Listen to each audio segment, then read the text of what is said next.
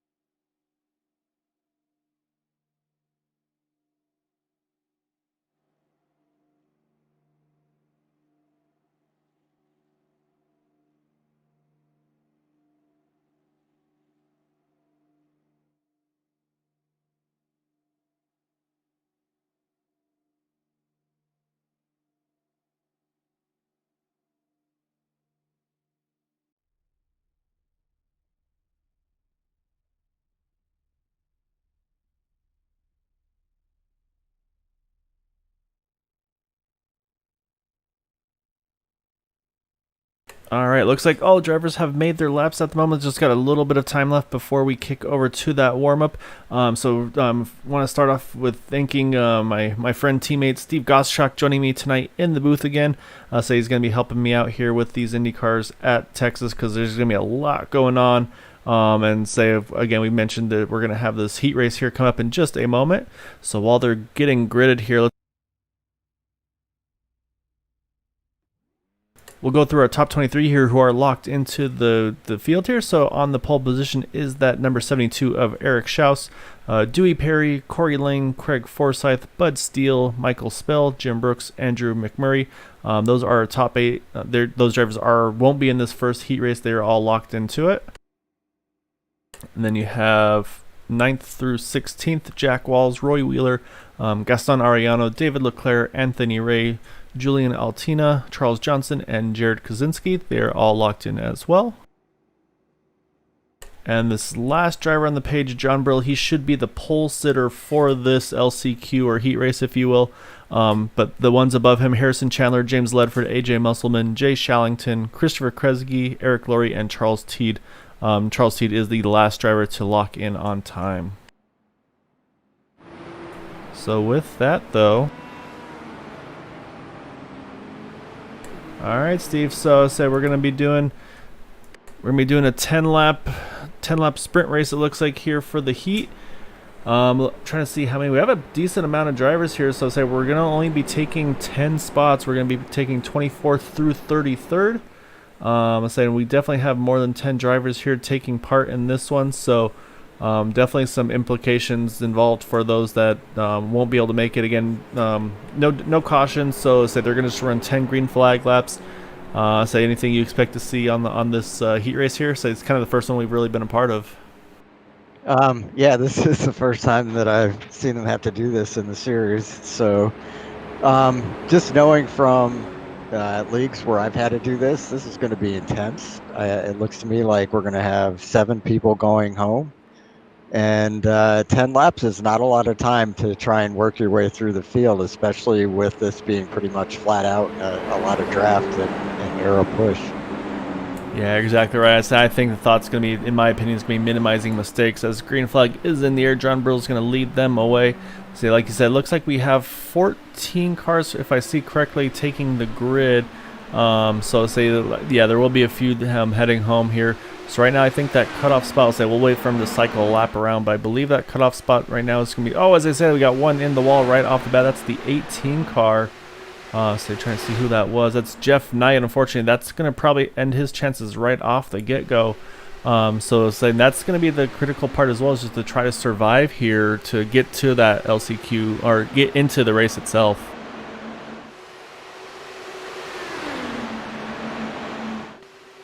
So right now, it looks like everybody else is still up to pace. Unfortunately, Jeff Knight is in the pits.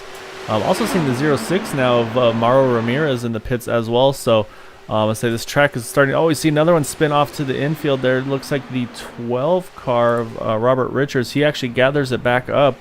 Doesn't look like any damage there, so I think that's going to be a saving grace for him. Right now, he's showing, I think, going to be in the 11th position as they run here. We'll jump back up front to the leaders. So I believe this pack all right here, all of these drivers here are showing in the top 10 right now. Last one, I believe, is Brandon Pasalacqua. I think all these guys here are in the show. As I said, that's like 123. Looks like he had a bit of an issue there. He's got contact with the wall. So you see Robert Richards here. We're going to sneak by him right there. So now that's going to put Robert now into, heavy damage for that 123 car. So I'd say that's going to probably kind of do him in as well there. So right now, actually, I think the cars that are on track are the cars that are going to be able to get into this race right now. So maybe not what we expected, but attrition actually kind of showing who's going to be possibly the name of the game here tonight at Texas. Yeah, I haven't had a chance to test with this setup, but the default setup was kind of pushy off of turn 2, and you could just go flat out through 3 and 4. But I'm noticing that these guys seem to be, I don't know if it's a push loose or a loose coming off the turns, but I've seen several guys just lose the back end, and I think that's what's been the cause of the attrition. Yeah, it was a big close call there between John Brill and Jason Bridges. They're trying to get in position here, trying to see if maybe they can get that as further forward as they can for the actual start of the race. It's a really close call between those drivers. Again, right now they are all locked in as they run in here. We got 4 to go though. They'll have to definitely be cautious as much as they can. Of course, they want to try to move forward here, but definitely don't want to get involved in an incident and put themselves out of contention. Some of the drivers are back on track. I see Jeff Knight right now on track, 3 laps down. However, we are at 3 to go, so it's going to be close on some of these drivers should they get involved in anything here towards the very end of this heat race.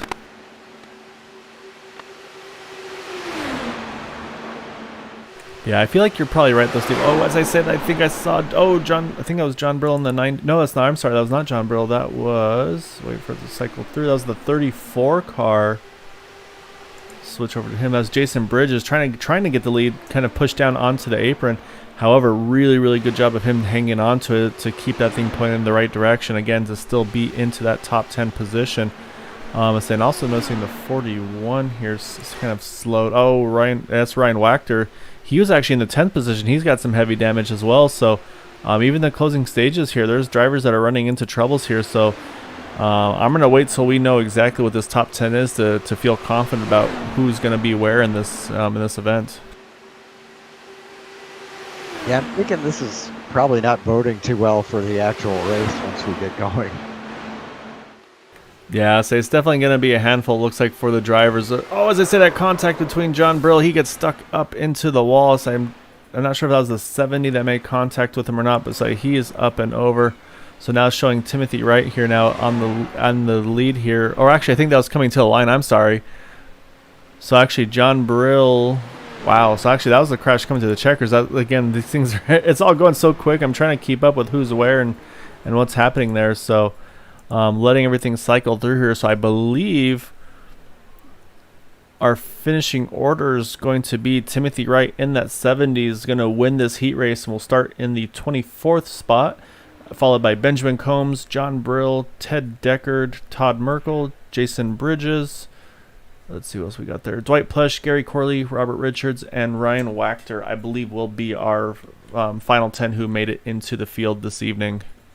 And it's interesting that Ryan Wachter, who made it into the 10th spot, is 2 laps down. So everybody from 10th on back had some issues. Yeah, so there was a lot of attrition in that, just in that heat race itself. So maybe there may have been a little extra aggression just to try to get into it is always a possibility. Because I said we did see some drivers get loose and spin out as well. So I think you're right though. I think this is definitely going to be a handful for these drivers this evening at Texas. Fuel window sounds like it's roughly going to be around 33 or so laps, give or take a few laps, of course. As these drivers get just a couple minutes here of warm up before we take the grid.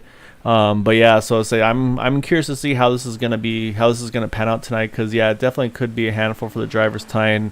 We may definitely see some faster pairs get used here pretty early and often if it's like it was there in that heat race.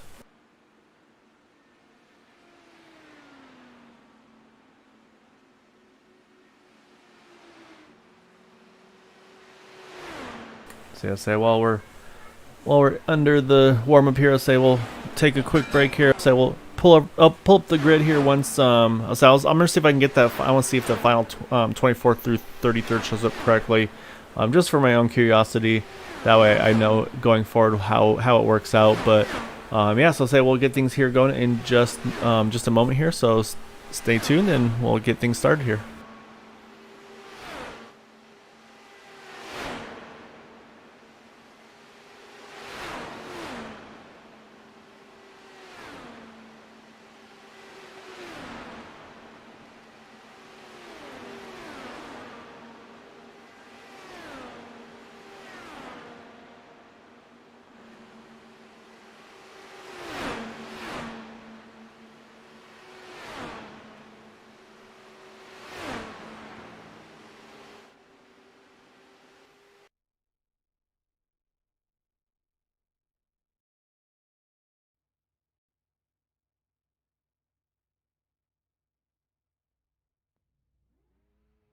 Okay. I'm trying to get used to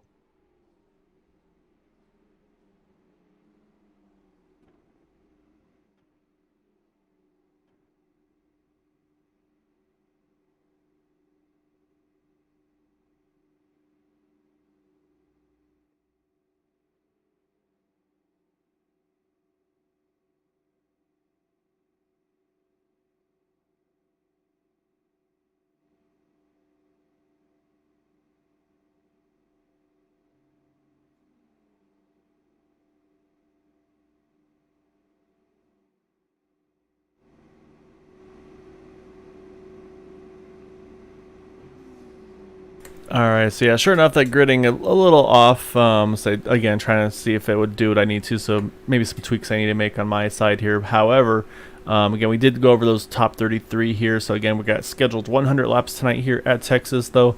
And say again, those top 23 drivers, they didn't have to stress too much about it. 24th on back for sure did.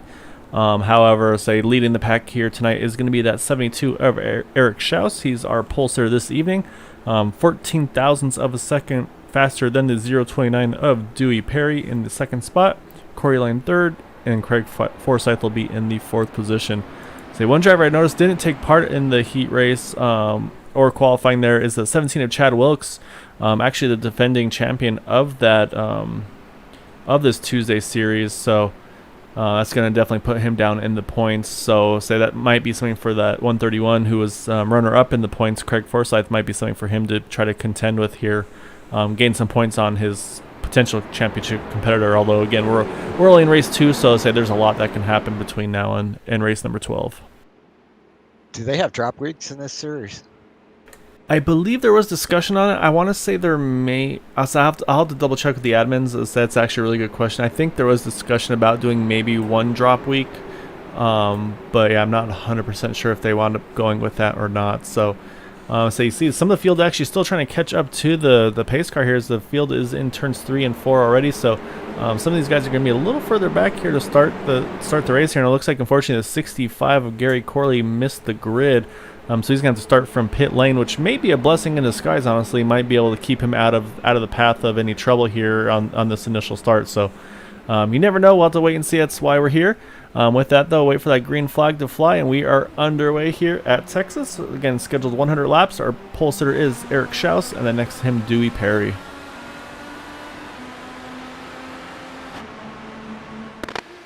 So again, obviously right here, they'll easily be able to flat-foot it here through turns 1 and 2 while they get up to speed.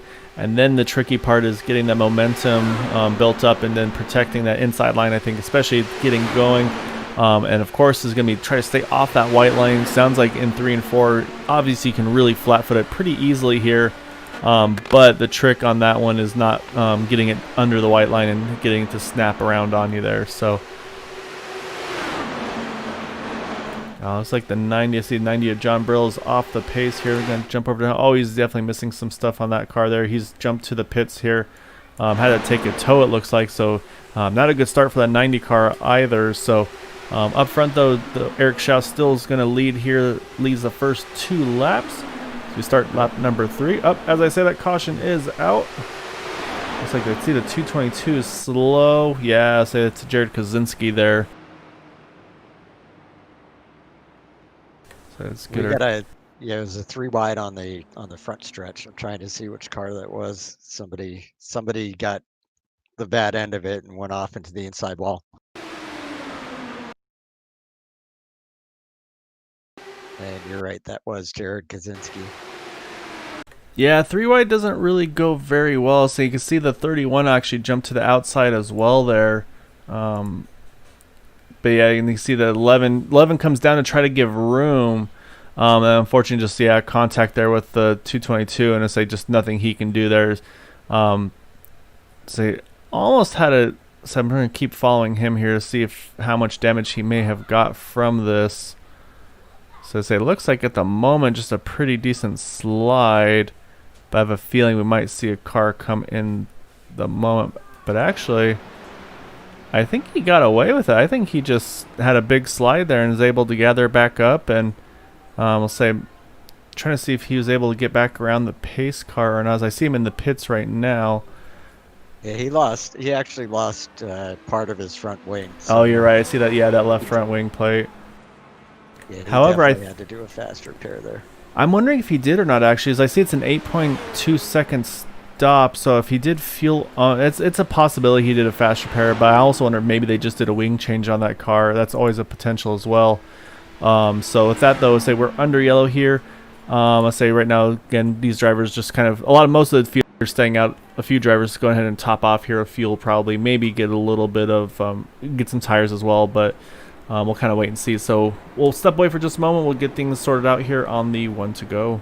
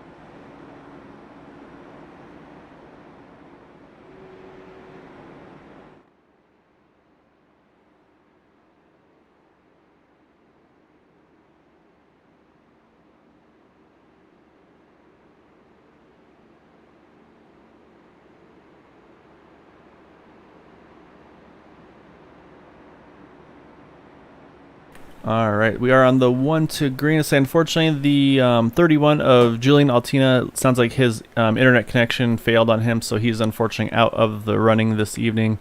I'll say just bad luck. It's one of those things you have to worry about or deal with from time to time. The other car we want to mention here is the 30 car of Harrison Chandler. So unfortunately, it sounds like his father had to be transported to the hospital. Had a fall, had a hard fall on his hip, so. So he's doing the race here tonight for his dad. So yeah, Harrison, I hope he gets better soon. Quick and full recovery for him.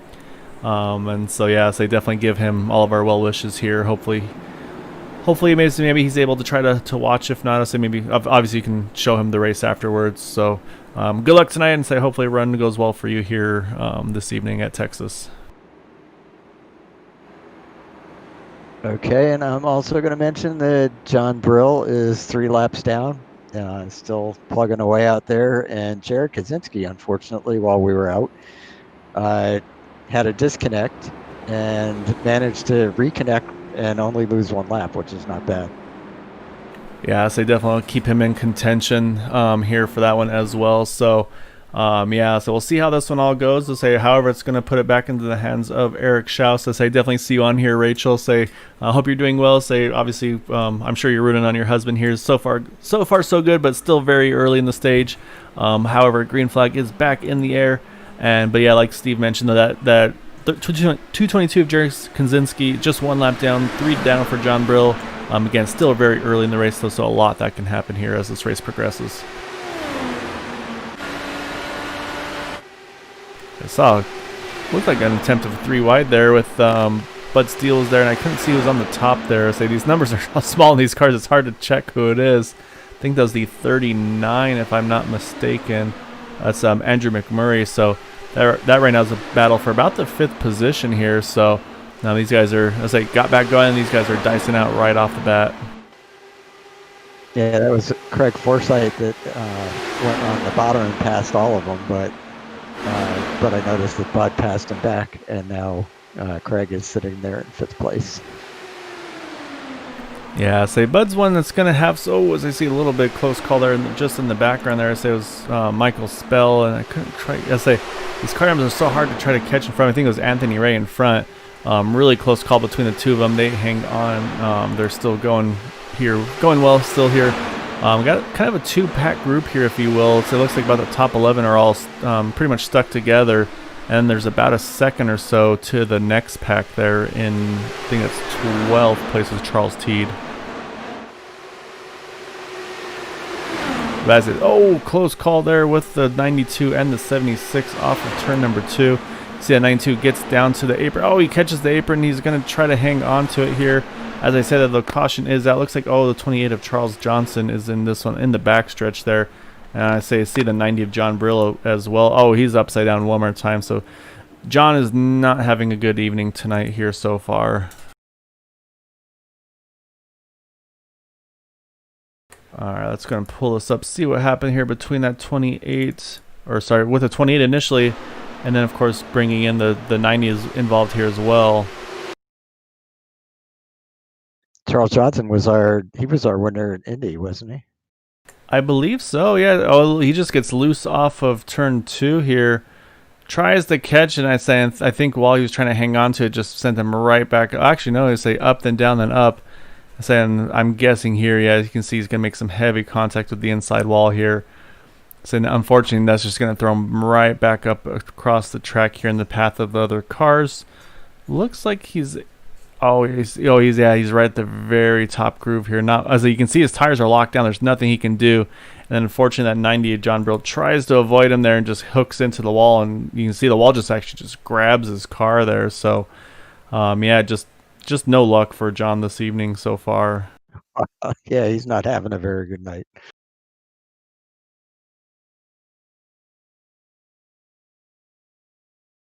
So with that, we're back under yellow here. It doesn't look like a lot of takers yet under this caution. Right now I'm seeing the top 17, it looks like, have still yet to pit here. See a few in the pits right now. Of course, Charles Johnson is in the pits, and you see right there Jared Kaczynski. He's going to get that lap back. That's going to put him back onto the lead lap. So it's going to give us 29 cars on the lead lap. Right now, Charles Johnson is showing, on my screen here, is showing 2 laps down. John Brill, Forrest, I believe both those drivers may have had to take a tow, unfortunately for them. So I'll say John's definitely having an evening to forget so far here, but that's just us. Unfortunately, there's those weeks, it feels like, Steve, where you got the whole thing where sometimes you're the windshield, sometimes you're the bug, and unfortunately, this week John's the bug. It feels like in that 90 car, but knowing John, he'll be back after this thing again next week, and he'll get a better run in. Yeah, that was a pretty good description. Yeah, I can't remember where I heard that one from, but I say a little interesting strategy here. The 029. I just noticed Dewey Perry. He's actually going to jump into the pits here. He was in the second position. So I'm wondering if he's thinking about trying to go off strategy or what the plan is here for this 029 car. Because again, he was in the second spot. I feel like that would have been something you wanted to keep there. So I'll kind of watch his pit stop, see if we get tires and fuel or what the plan is for this car here. Yeah, it's up in the air, so that's going to definitely be tires as well. So yeah, so I'm wondering if there might be a little bit of strategy here unfolding for this 029 car as he gets back going there. So that's going to be an interesting one to see how that one pans out for him here. Yeah, that's an interesting choice right there. And he might also just be kind of try to take it easy here at the beginning. He sees the aggression up front. He's like, you know what, I'm just going to cruise in the back, avoid any potential wrecks, and when they have to get damage repaired or fast repairs done, I'll jump through them that way. So we've always seen those kind of the strategies of, I call it the Dale Jarrett approach, especially at the plate races, where you just kind of cruise in the back, and then once it's time to get that check, then you kind of show what your actual pace is there. So let's see. Jared Kaczynski has made it back onto the lead lap. Yeah, he has. Let's say Charles Johnson's back on track. He's still 2 down. And it looks like John Burrell had enough. I say he's retired from the race, unfortunately. So, yeah, definitely, like I said, not the night for John there. So hopefully he'll have some better luck here next week. But yeah, so tonight was definitely not the night for him. But those, I say, we've all had those evenings. I feel like, Steve.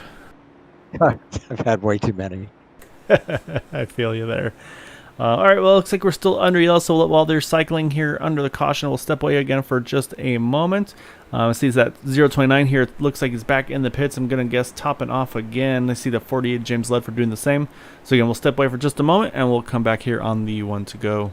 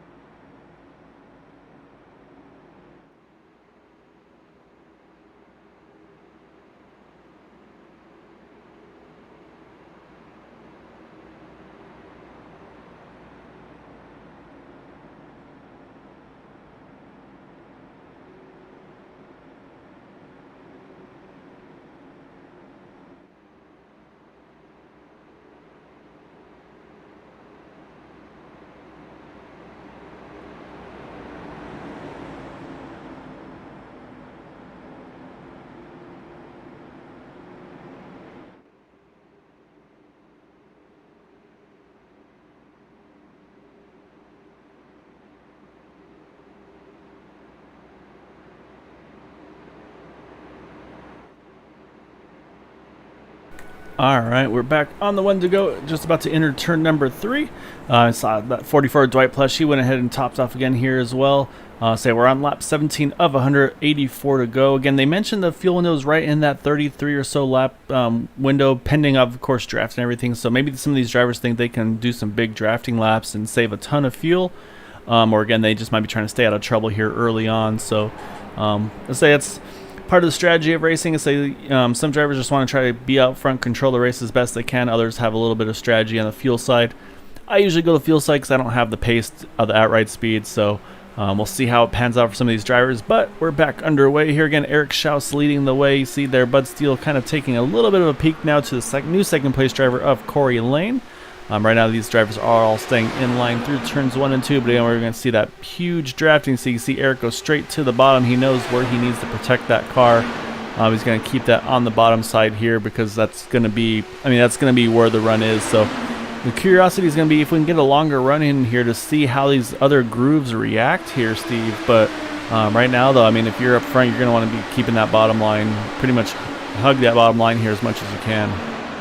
Yeah, I think definitely. I'm very curious whether there's anything like what we get with the stock cars. If clean air makes a big difference for these guys, for the one that's out front. I think it does, and I'm saying as we say that, here comes Bud Steele trying to work that top side. Got around Corey Lane. He's trying to see if he can make the top side happen through 1 and 2. He's going to lose a bit of momentum though. But again, we're going to see there's Eric right back to the bottom. You see Bud's trying to steal a little bit of draft on him as well there as they got through through there. But right now, say those top 3 are all kind of just stuck together. And say now you see David Leclerc in that 50 car. He's joined this little battle here as well. So right now you've got the top 4 here all running right together. Actually, more like the top 8 as I look just a little further back there. So so he's got a lot of cars here. I think I saw one get loose possibly off the backstretch, but looks like we stay green. So I'm looking to see if anybody's slow on pace, but looks like we're good right now.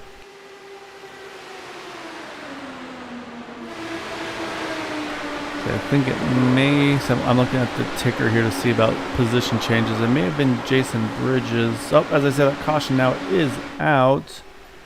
Looks like I see the 88 of Michael Spell. Oh yeah, big trouble here in the back there. You see Michael Spell's involved, as is the 05 of Charles Teed.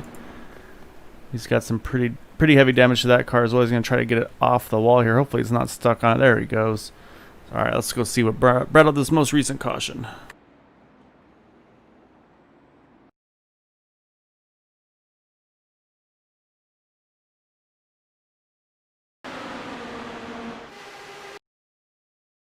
So they're actually towards the front of the field there. I think that was right outside the top 5 or so.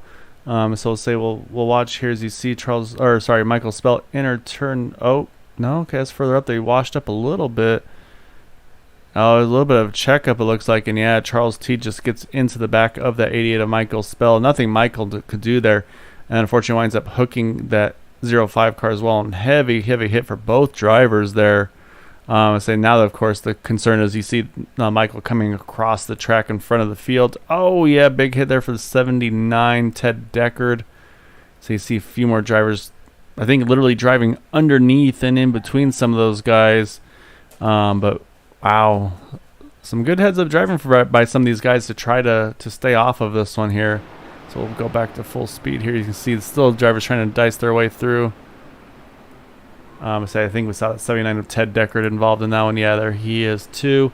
So that's unfortunate. Say just looks like maybe a bit of a check on the bottom line and just say kind of contact between them, and that was all that could have been done on that one. So again, looks like a bit of a mixed bag on the strategy front here, Steve. I see the top. Let's see, what do we got here? Top 6 all have stayed out. But it looks like a lot of drivers here this time around went ahead and pitted, and I'm wondering if they're starting to think about that fuel number as well here.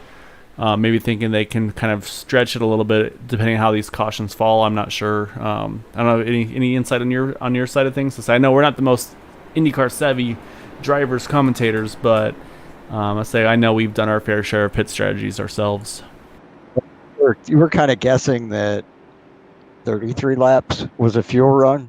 So I'm not sure what that would buy them on fueling up right now because they still would have to pit 2 more times. But it also would mean if it stayed green, they wouldn't have to put as much fuel in at the end.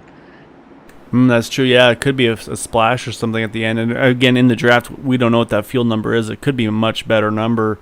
I think the 33 may have been a non-drafting lap, and we know these cars can save a ton of fuel. So, yeah, so a little bit of a mixed bag on strategy. Looks like the top 6 all stayed out here. They've got 25 laps on their tires and fuel. And the other thing, of course, is they've all yet to pit, so that's going to be another thing this will help kind of give us an idea, obviously including the caution laps, how far they could go. So right now, though, we mentioned Dewey Perry in that 029. He stays out under this yellow, and now he's all the way back up into the 7th position. So that pit strategy may have not been too bad for that 029 car. So right now, kind of a net loss, if you will, of 6 spots right now. Got Jared Kaczynski up to 10th after all the mess that he's been through. So I guess another thing that I'm curious about, I mean, these guys have 25 laps of wear on their tires, some of that under caution, but the ones that are going to come out with new tires, I wonder how much of a difference that's going to make. Yeah, that's going to be interesting to see if it does play enough of a role here. So I feel like with it being nighttime, I feel like that's going to be a little easier on the drivers with the older tires, especially for Eric. I feel like having that clean air, I think that's going to be critical for him. So, yeah, so it's going to be kind of one of those things that we keep an eye on. It looks like Charles Johnson able to get one of those 2 laps back, so he's now just 1 lap down. And unfortunately, with that incident, that's now put Michael Spell 2 laps down as well. And it looks like Charles Teed's going to just sneak out in front of the pace car here to stay 2 laps down as well. So, yeah, so we've still got 30 cars in the race, 27 on the lead lap. So, again, we'll step away for just a moment, and we'll get things cycled through here again on the 1 to go.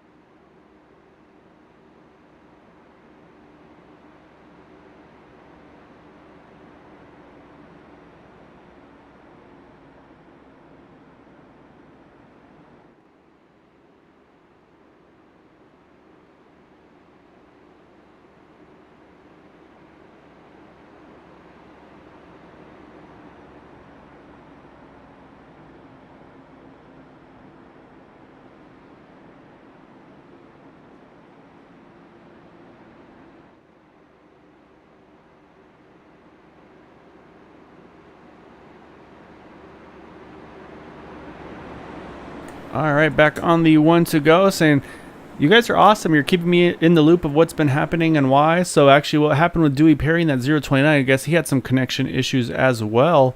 So that was the reason for that pit stop. However, really good recovery though, with that caution, and saying him staying out there now back up into 7th after being 2nd during that pit stop under that previous caution. So again, yeah, I really appreciate all the insight you're all giving here. It's been really great for us to be able to kind of take advantage of that here. So again, the top 27 still on the lead lap. Charles Johnson 1 down, Michael Spell, Charles Teed both are 2 down. And so yeah, so we're going to restart here with 73 to go. Again, of the scheduled 100 lap distance. Again, Eric Shaw still in the lead, hasn't pitted yet, nor has the top 6 in this race.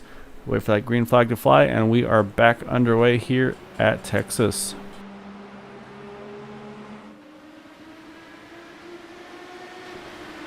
Okay, so I'm very curious to see what these guys on fresh tires can do. So I'm going to be focusing on them right now. The first guy on fresh tires is Craig Forsyth, and he is currently in 9th. Jared Kaczynski has moved up to 8th. I'm not quite sure what happened. Yeah, I think he may have had another connection issue. It looks like I see him. I don't see him in the server right now, so he may have had another connection hiccup. Yeah, so that's the car that disappeared then. Yeah, unfortunately, I say. However, one that's making a big move here is that 39 of Andrew McMurray. I say again, he's one that has yet to pit as well, but he's working the top side pretty well there. But yeah, so say definitely keep me up in the loop on those drivers that have pitted or have yet to pit. Say Dewey Perry, you mentioned him. He's actually now up into the 5th position, that 029 car. I think I just saw him really up high against the wall there. Gets it back down to the bottom. Probably trying to get a big slingshot, if you will, with the way these cars run. Right now I see him battling for 4th with that 76 of Jim Brooks. So yeah, so we'll have to kind of see. Say it's kind of one of those, like you said, new tires is obviously a good thing to have. But at the same time, I'm wondering too if being a little bit lighter in fuel, I think that's going to help the overall pace of these cars as well. So kind of probably a little bit of a mixed bag here. So we'll have to kind of wait and see on that one how it all pans out. It looks like right now from where I'm standing, it looks like the 12 of Robert Richards might be the furthest up of those drivers that, as I said, I just saw the 131 there catch the apron. He's got it pointed straight again. I actually see the 20 to Charles Johnson there in the backstretch. He has stopped, so may have had 2 separate incidents here, so we might have to do a little bit of hunting here, see what happened now.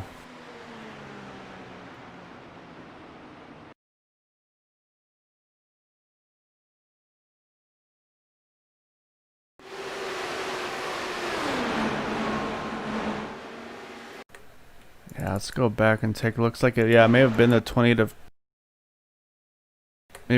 Charles Johnson. You see him on the inside line, saying it looks like it just kind of snapped around on him here. So let me get a better angle. There we go. So you see him coming off of turn number 2, and you see the back end just start stepping out from him. As he tries to correct, you see the wheel all the way to the right. Just nothing he can do though, and so unfortunately, just heavy contact with that inside wall. So he was on the inside though, so I'm not sure if that's actually what brought out the yellow, because usually the game doesn't bring the caution out if they're down on the inside. So what I also noticed though is that 131 of Craig Forsyth. Let's actually jump back with him. This could have been the yellow here as well.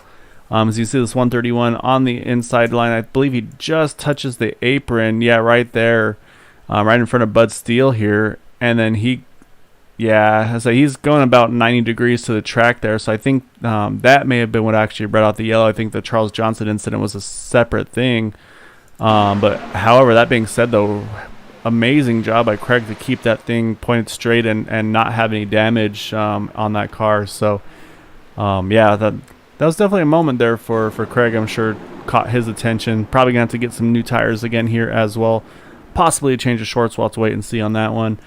But yes, and with that, what happened to Charles Johnson, let's say with that incident, actually now is going to be the beneficiary. That's going to be Charles Teed in the 05, who was 2 laps down. But since Charles was, I think, involved in an incident prior to the caution, I believe maybe he had to make a pit stop for a fast repair.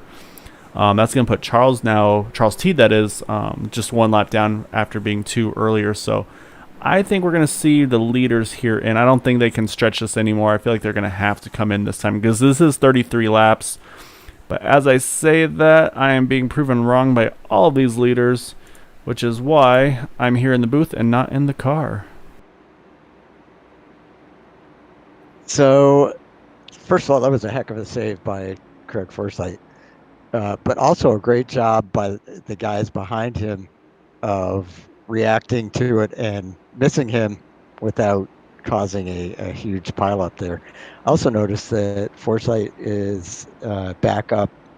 It waved him back up to the position he'd been in before, which is 9th, before he hit the apron. So I'm thinking that caution was probably from Charles Johnson. Yeah, I'm curious. I'll say because yeah, just the timing. They both. I'd say they were in separate parts of the track, but yeah, the timing was hard to say for sure. I'm surprised though that Craig didn't pit there. I mean, he slid that car pretty far and then had to lock down the fronts to try to get it back pointed straight. So I thought for sure he'd be in here, but I'm wondering if maybe he thinks that track position is just too critical at this juncture. Again, even though we're just about a third of the way through. Yeah, I'm thinking that, and probably uh, maybe they're not seeing that much tire wear on these things.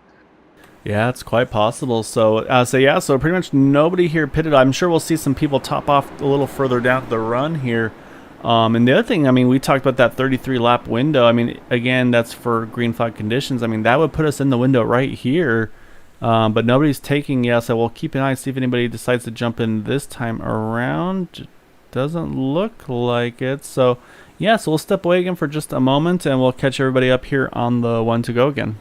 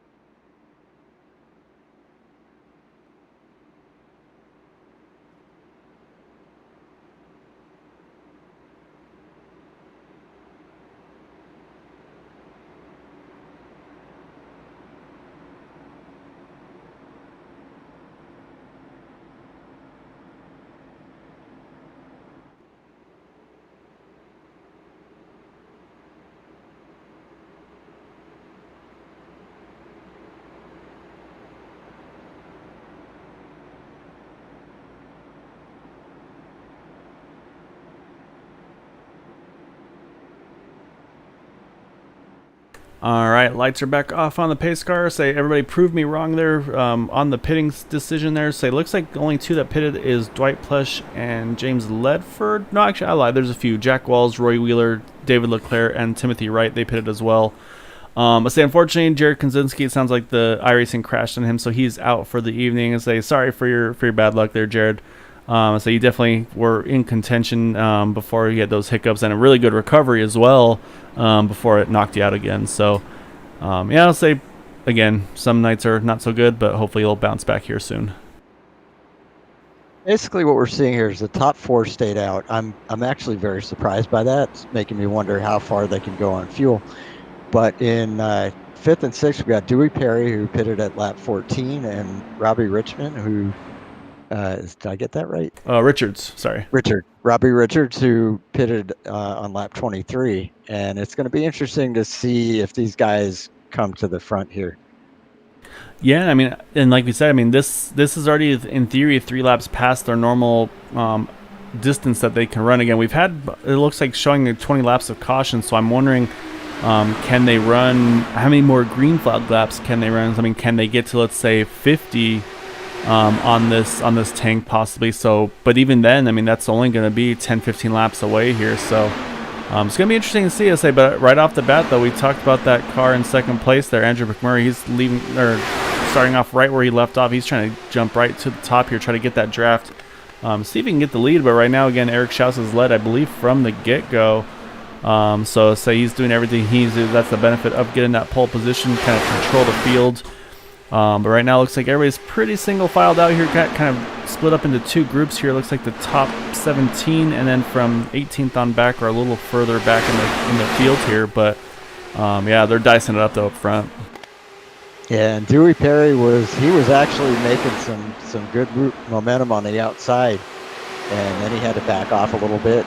I think it was McMurray that came up in front of him, so he backed out. But he seems to have his car. I don't know if he made a setup change in the pits or if it's just the fresher tires, but he really seems to be able to pass people on the outside. Yeah, he's definitely had some good pace in that 029 car. And actually, it's a good thing you mentioned too, because I forgot to mention that as well. Is it sounds like with these fixed setups, even with the fixed setup, I should say, with these Indy cars, is you can actually make weight jacker adjustments now in them, if I understood correctly. So you can tweak how you want these cars to run. If you want them to be, maybe you need to free it up a little bit, tighten up a little bit, you can make changes. Oh, as I think I see the 071. Yeah, Eric Laurie, I think, was involved in an incident. Yeah, he is indeed. Pretty heavy contact to that car. Looks like he's going to be able to keep it pointed forward, though, and get rolling again here. That's going to put us back under caution here. Say we're at lap 41 of 100. Let's go ahead and see what brought this caution out here.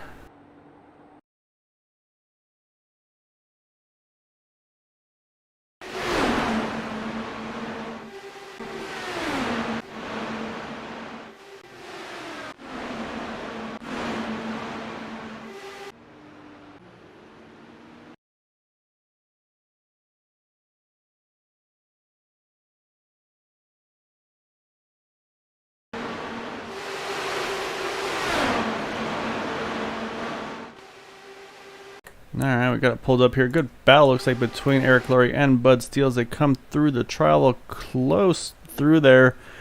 Say Steve and I are commenting, this track feels narrower in these Indy cars than it does with the Cup cars, but I think that's just one of those things that we see in our end. Oh, you see Eric there just catches the grass a little bit there, and unfortunately there's just nothing he can do. That's just going to send him straight into the inside wall. Heavy contact. Actually kind of gets stuck up against the wall. But actually, surprisingly though, I'll say he stays down. I thought he would bounce off a lot worse than he did, but he does not. He's able to hang on to it. With that, though, we talked about those leaders not pitting at all so far this race. They are now in, so we're going to have a little bit of a shuffle here in the field. Yeah, it's looking like most of the field came in, but we've got a few people who are staying out. I noticed Dewey Perry stayed out, who last pitted at lap 14. Yeah, exactly right. So he's got about 28 laps or so on his tires and fuel. Again, we've had a lot of yellows, so that's going to change it up a bit there too.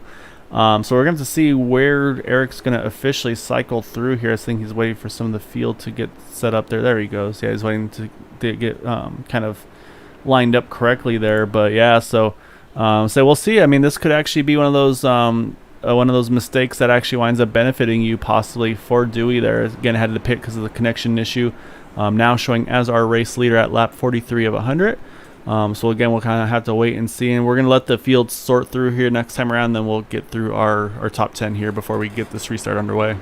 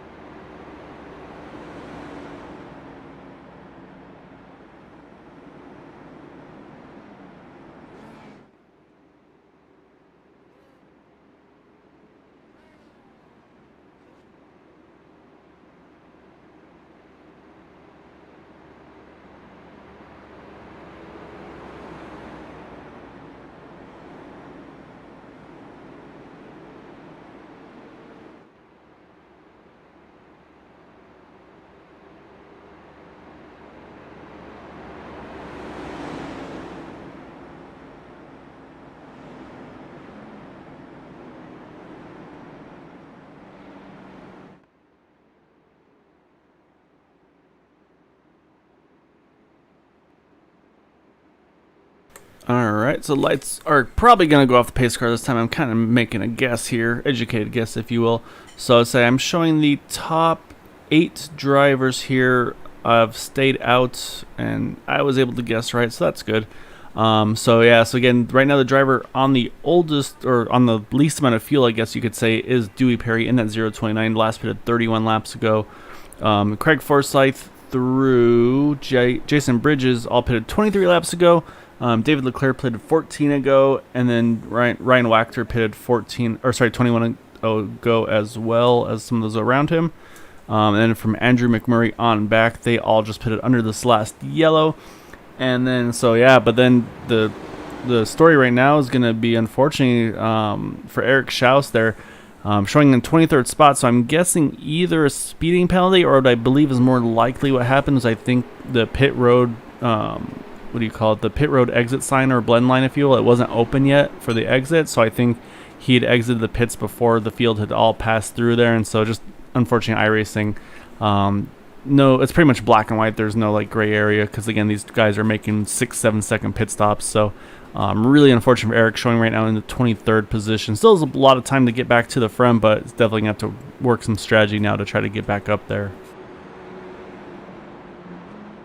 So now the big question is, Dewey Perry on much older tires, can he keep the lead with the clean air? And my other question is going to be, is he going to have to pit more than everyone else, or is everyone still going to have to pit once more? I think everybody's here's on a one stop to the end. I feel, and I say Dewey definitely has had a lot of pace in that car. He's got some really strong competition though behind him with Bud Steele and Craig Forsyth, so they're going to be definitely two to compete here. Oh, as I said, we got trouble right off the bat on the backstretch there. Couldn't quite catch who owes the 39 car. That is Andrew McMurray. We had just mentioned, there's one stuck in the wall there as well. That's, I believe, Ted Deckard, I think I see. Actually, a lot of cars involved in this one. I see the 54s in it as well, the 83. I see the 98 also involved here. So yeah, a lot of drivers involved in this one. Especially on these restarts, you're going to have big crashes, unfortunately. So we're going to have to hunt this one down, see what all unfolded and how this all started up. But that's unfortunate for a lot of these guys.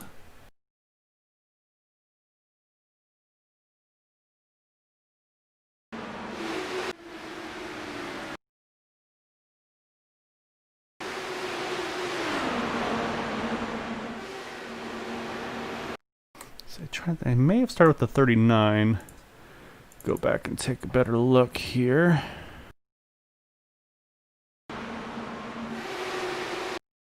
It looks like it started with Andrew McMurray in the 39, and he just kind of... Yeah, so he just got loose off of 2. We've seen a few drivers have that happen. Not sure if it's a pushing loose or what's going on, or maybe just not up to speed, cold tires.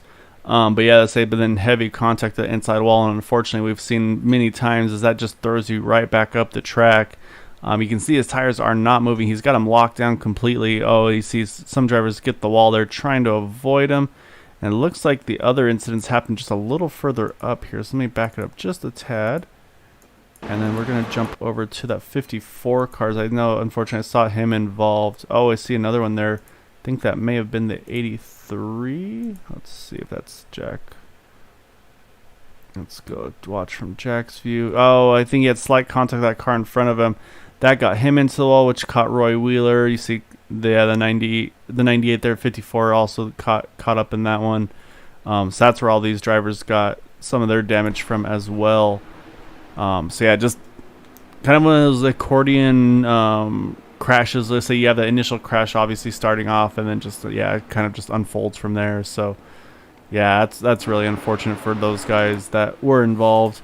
Trying to see a few drivers there pitted under that yellow. Obviously most leaders here stayed out. So again, we'll step away while we get everything sorted through here, get the running order squared away. Right now, again, still top 3, still showing the same: Dewey Perry, Craig Forsyth, Bud Steele. We're gonna cross halfway here through this yellow, and then again we'll rejoin you all here in just a moment.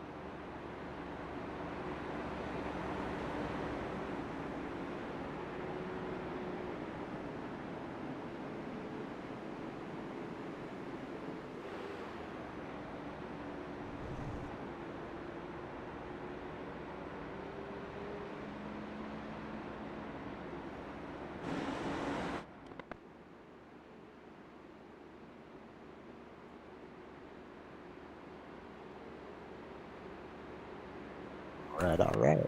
All right, lights are off on the pace car. We are on the 1 to go. One more time here. We just passed the halfway mark, so I got 49 to go, 48 once we cross the line.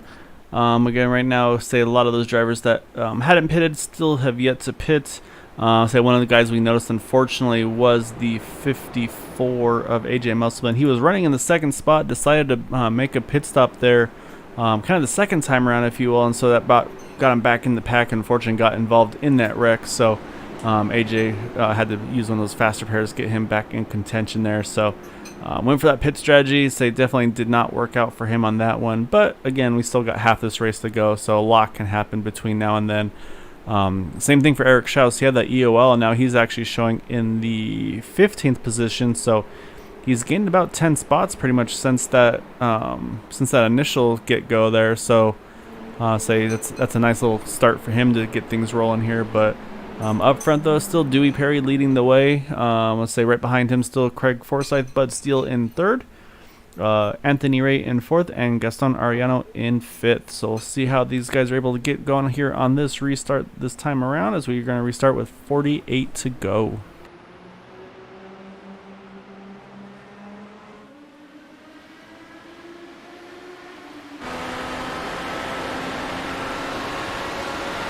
So far, a pretty clean start for these guys. To say they're all, as I said, a big run here for Bud Steele. He's going to peek to the inside, thinking about it, decides to stay where he is.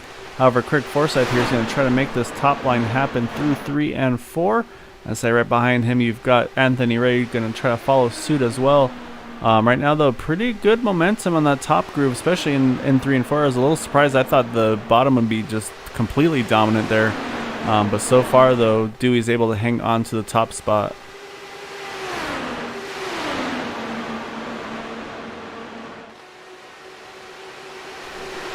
So cautions back out one more time. Looks like the 39 maybe where the cause is. Let's say that is Andrew McMurray again.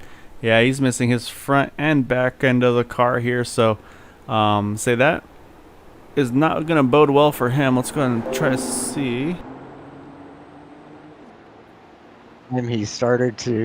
He got loose coming off it too again and overcorrect.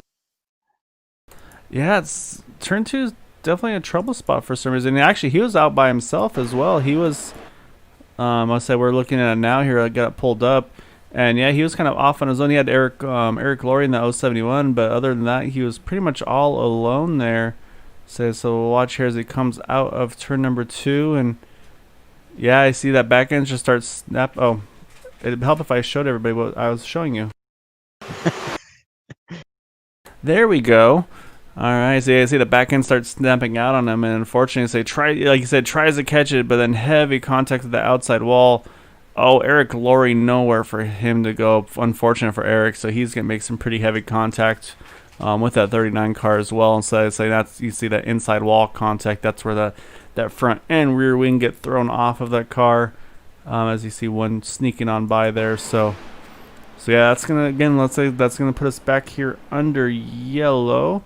So trying to see, I'm going to jump over to that 071 Eric Laurie. I want to see, yeah, he's missing that right front end plate of his wing. Hopefully be able to get that repaired, not have to use a fast repair. Trying to look at his pit time here. Can't tell right now. It seemed like a quick stop. I think he did have to use a fast repair, unfortunately for him. So yeah, so once again, we are back under yellow. Looks like Lucky Dog went to Michael Spell, who was 2 down, now is 1 down. So that's going to be beneficial for him. So again, though, we are back under yellow. So again, we'll step away. So it looks like not much to update on. Say most of the drivers here still staying out. Probably trying to wait for that magic window for the field number where they feel like they can make it to the end. So again, we'll step away for just a moment, and we'll get things going again on the 1 to go.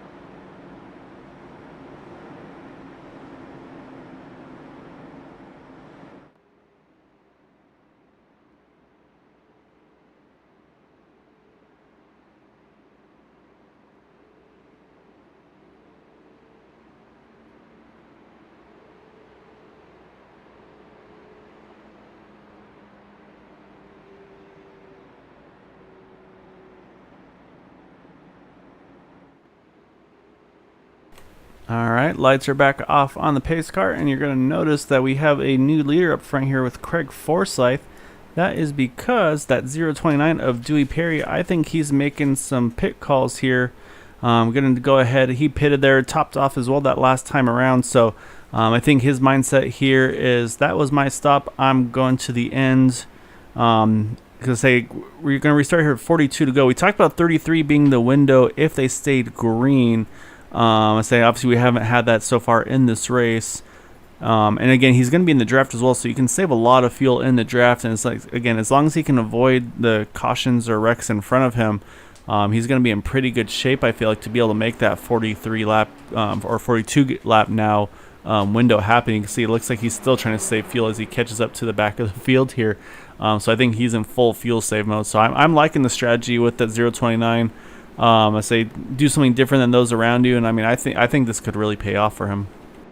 Yeah, I think it will pay off because everybody else is going to have to pit again, which is going to put him back up to the front.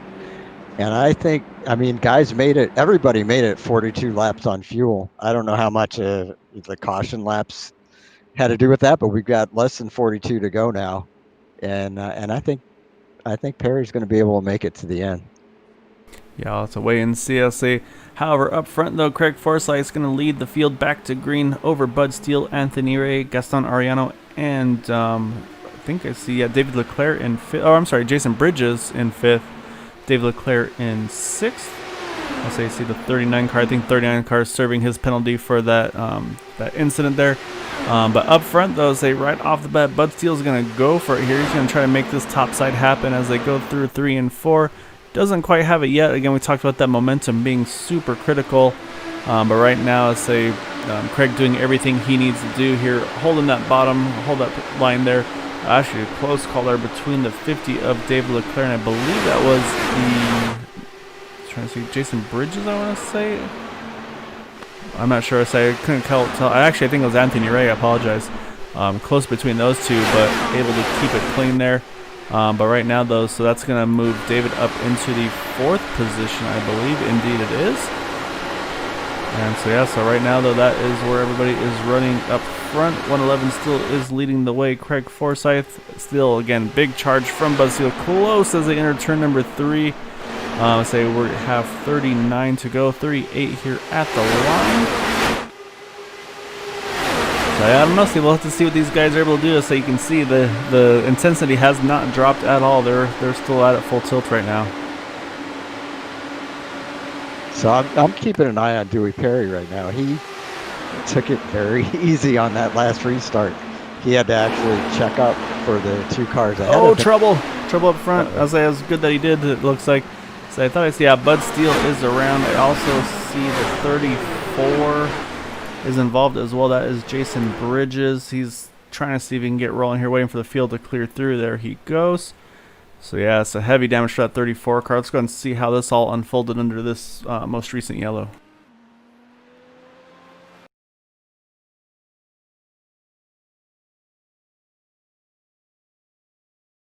So I may have started with the 6 car. Let's go and take a look. I think this may have been net code. As I see the 6 of Bud Steele way up top there. So I can't quite catch. Oh, actually, yeah, you're right. That was definitely, yeah, the 11 and the 6. I say they never made contact, but the 6 car acted as if he got hit really hard there. I say, well, we talked about that chopper view. So that's kind of one of our telltales. We'll jump over to that real quick so you can all see it again. But you can see the gap here between that 11 and the 6 car. You'll see the 11 start sliding up a little bit, but then right there you can see there's a few feet between the cars there, and then all of a sudden the 6 car acts like he got hit. So yeah, just unfortunate there. And then as well for Jason Bridges, just nowhere to go. Heavy contact with the rear of that 6 car. That sends him up into the wall. I believe, so I'm going to keep an eye on here. I believe everybody else is able to get around this somehow. So again, hats off to these drivers. For again, saw one just barely squeak by there, but yeah, and also again, a great job Jason Bridges waiting for the field to go through there before he got rolling there. Wants to get going, and finally he's able to make it happen. He's going to use one of those faster pairs to get things going again. So right now up front, looks like Eric Schaus is actually now. Actually, yeah. So I'm sorry, we had a lot of pit stops there. Apologies. So now our race leader is being shown as Eric Schaus in that 72 car. He stayed out. So say again, we'll let things cycle through here for just a bit so we can get you the accurate running order. So I'm looking at the drivers, who and where they are. So the one we mentioned there, actually surprisingly there, Steve, looks like Dewey Perry in that 029. He actually pitted here. Wow, I'm shocked. Yeah, I'm a little curious about this now as well, unless maybe he, on second thought, didn't think he can make it. But I mean, I feel like from here, all these drivers would be able to make it if they stopped. As we're 36 to go, 35 here at the line. So I'm trying to see who the first one is with that may have stayed out there that's got the most amount of fuel. So I'm gonna let them cycle through here. So I want to see who this driver would be. So Eric Laurie looks like the first driver that stayed out who pitted under that more recent yellow. He's got 11 laps on fuel. But yeah, so everybody else though looks like they went ahead and took tires and fuel there. So yeah, so it's another pretty mixed bag here. Say from first to 10th, they all pitted in a range of 24 to 11 laps to go, and then of course everybody now under this most recent yellow. So I don't know. Again, I say maybe that's why we're in the booth this evening and not in the cars, and maybe they've got some more insight than we do. So, well, that's why we're here. So we'll step away again for just a moment, and we'll get things going again on the one to go.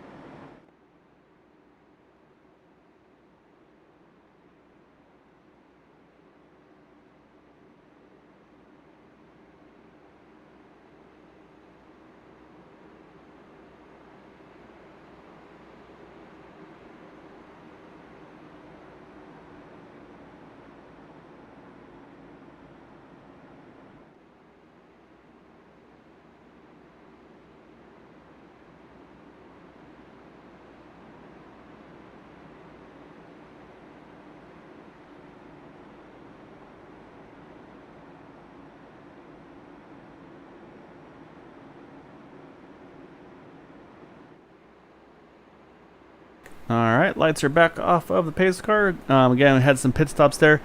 Saying actually a late pitter there was the 76 of Jim Brooks, who I believe was in second. He's hopped into the pits now as well. Say Steve and I are still trying to wrap our heads around this fuel strategy, but again, maybe they know a little bit more than we do here. But again, I feel like the top, we talked about this under yellow, I feel like the top 9 are going to still have to make a pit stop at some point in this race. Craig Forsyth on back in 10th. I feel like they can probably go the distance now. just based on what we've been seeing. So again, we're going to restart here with 32 to go. We talked about 33 being the window should they go green and with the clean air and everything too, with if your foot's to the floor the whole way around. So I think from here on out, those that pitted can definitely make it to the end, and anybody else that pits from here on out, I think, will also be able to make it to the end. So we'll have to wait and see. Up front, Eric Schaus, Christopher Kresge, Todd Merkel, Charles Teed, and Roy Wheeler are our top 5. So we are underway here again. Looks like pretty clean start up front. You see a little bit of dicing around a little further back there. I think that I saw the 92 of Anthony Ray may have been one trying to take advantage of that initial start there. But again, a pretty good start actually for Eric Schaus here. He doesn't have to protect the bottom right off the bat, so he's going to actually run that top side in the backstretch and then drop it down and get that full arc entering turn number 3 and 4. So again, right now Eric leading the way here, 31 to go. But again, he's going to have a mirror full very shortly with those 2 cars behind him, Christopher Kresge and Todd Merkel.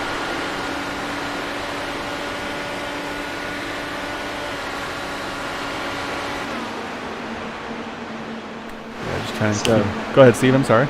Yeah, we were talking during the break.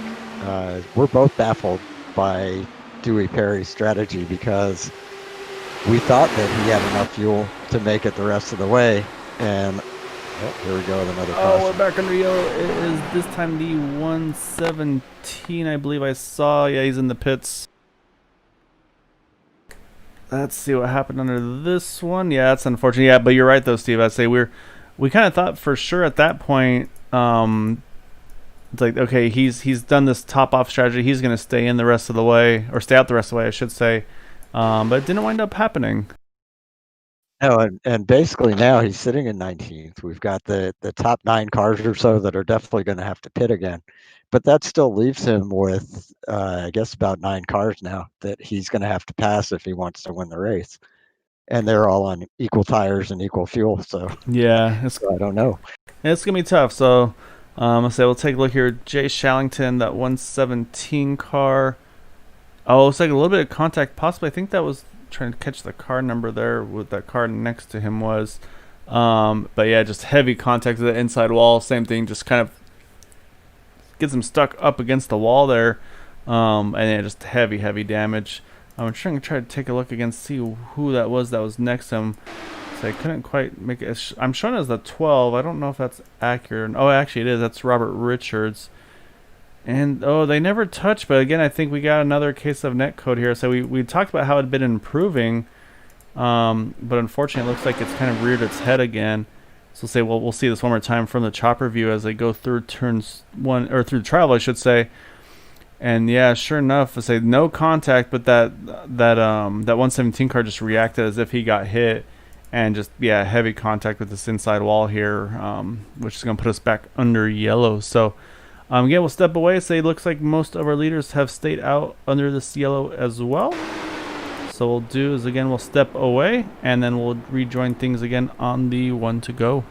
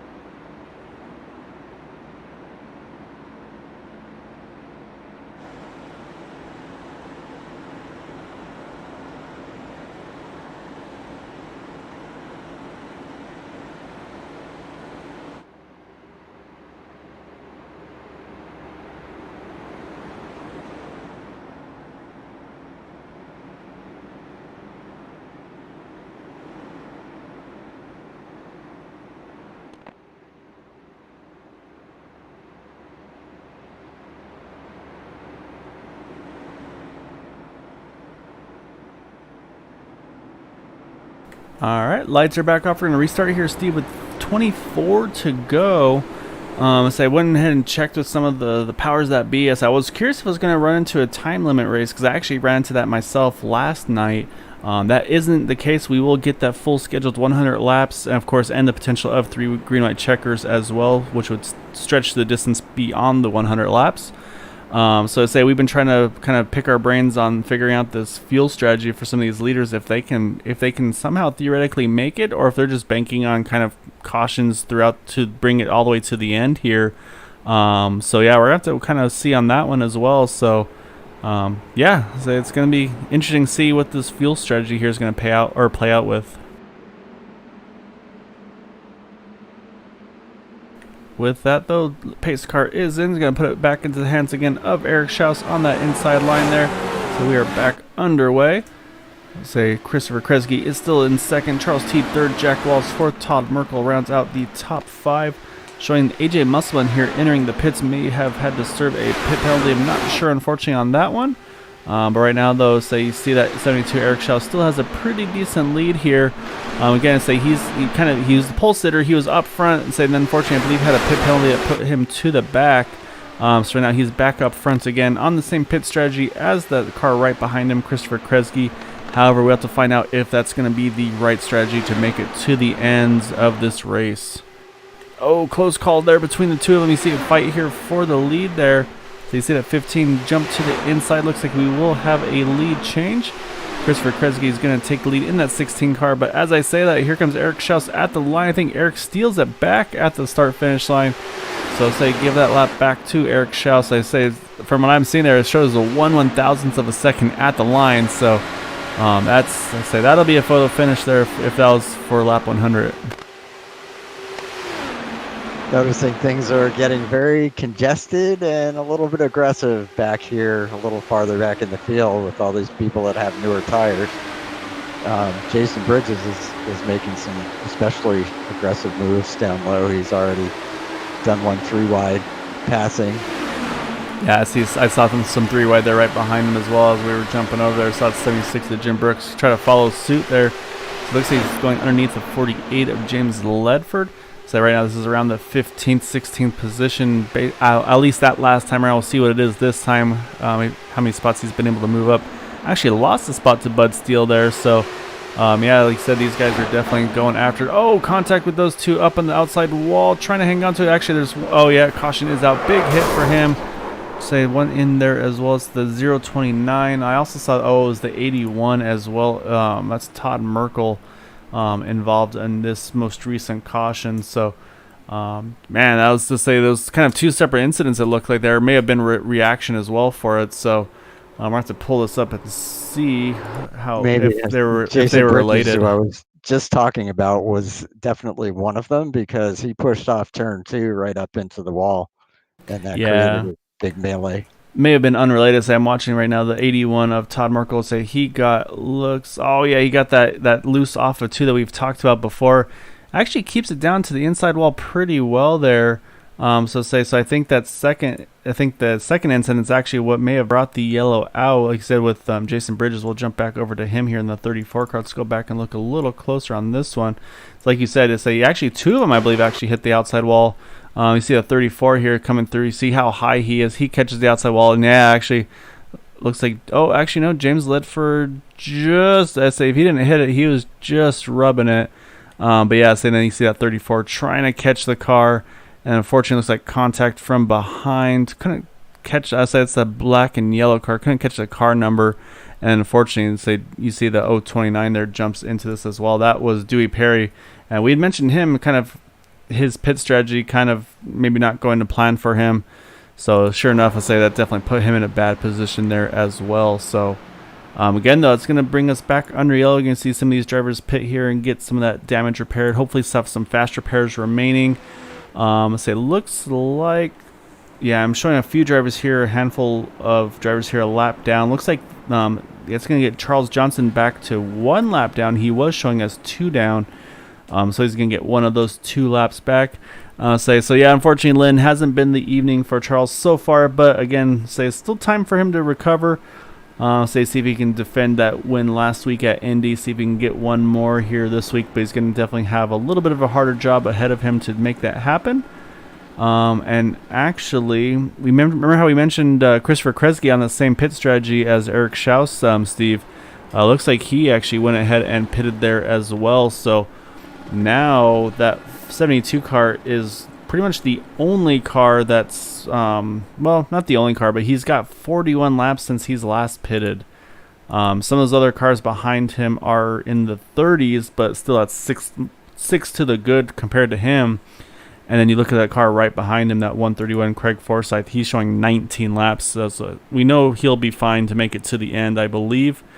But I'm still a little nervous for Eric. And also interesting, isn't Charles Teed someone that raced and was 2 laps down at one point? You are correct. Yeah, Charles Teed was 2 down here earlier in the race, and so he's got both those laps back and is back into the 3rd position. He's one of those that is on some longer on fuel there, though, so we'll have to see if he's able to do anything with it. He's in the same boat right now as Roy Wheeler there behind him in 4th. In that 98 car, so he's also running right now 36 laps on fuel. But again, we've had a lot of yellows. We're going to restart here within around 15 to go or so. So I think for Eric, I think he's just going to run this one. It's pretty much going to be, I think for him, his goal is going to be win or run out of fuel is kind of my guess at this point. It does sound like where we're headed. Yeah, so the next question is going to be those guys behind him, though, too. Like, can Charles and Roy, can they make it? I feel like Craig right now is definitely in the catbird seat on fuel and track position, though. So we'll have to kind of wait and see. It's still, again, going to have over 15, or just under 15 to go, over 10 to go, I should say, on this restart. So, again, we'll step away for just a moment until we get the 1 to go, and then we'll get back here with you in just a moment.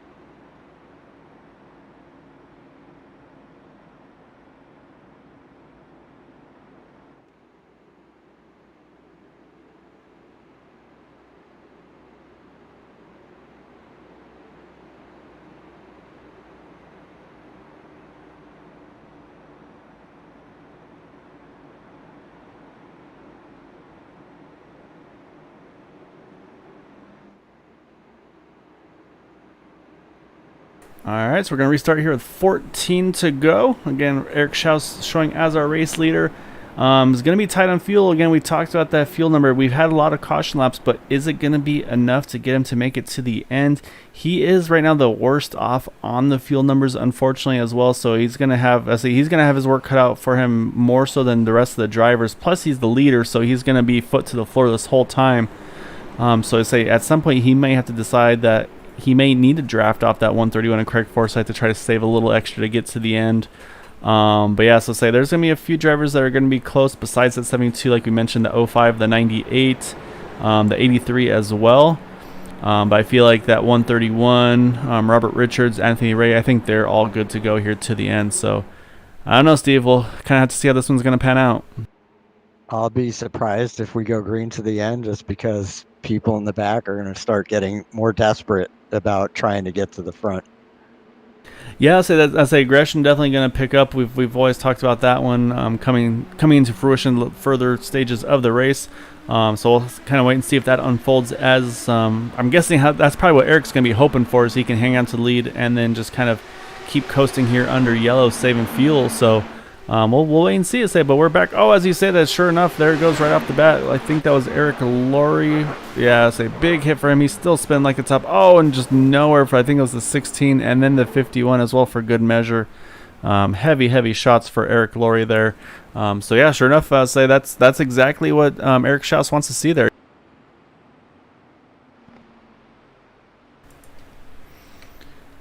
All right, let's go back and see how this one all unfolded there. So I wonder if that was just that kind of that loose off of 2 that we keep talking about. So here, hang out here with that 071 car. See him exiting turn 2, and sure enough, that back starts stepping out on him. So you can see he's trying to get it to rotate, but same thing, nothing he can do. And unfortunately, say that heavy contact just throws him right back up the track. And you see right in the path of some of these other cars there. Oh, contact. Actually, who was that car there? That's the first one that made contact with him. Looks like a 3-digit number here. So I'm going to try to see if I can find who that was. No, it's not. We know it's not him.